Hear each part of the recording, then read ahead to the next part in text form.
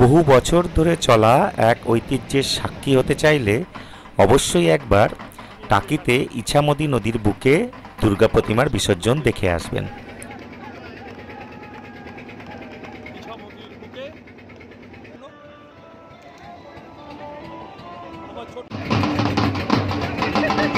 এটা নদীর মাঝখানে গিয়ে দুপাশ থেকে নৌকা সরে যাবে আর ঠাকুর বিসর্জন হবে। দেখে নিন ইছামতির বুকে আপনাদের জন্য।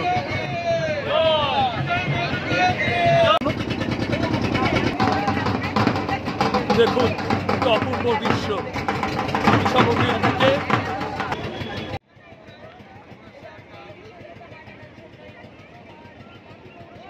অপূর্ব দৃশ্য দেখুন,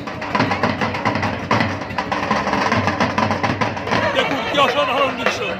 দুদিকের সীমান্তরক্ষী বাহিনী গার্ড দিয়ে চলেছে আর দু কূলে প্রচুর মানুষ দাঁড়িয়ে রয়েছে এই সুন্দর দৃশ্য দেখার জন্য।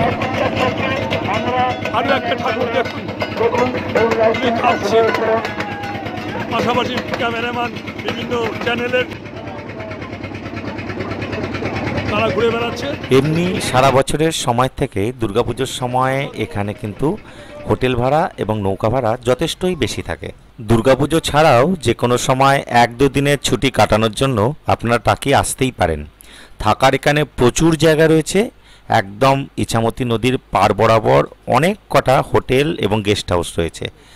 1 দিনের বা 2 দিনের ছুটি কাটানোর জন্য বেশ ভালোই লাগবে।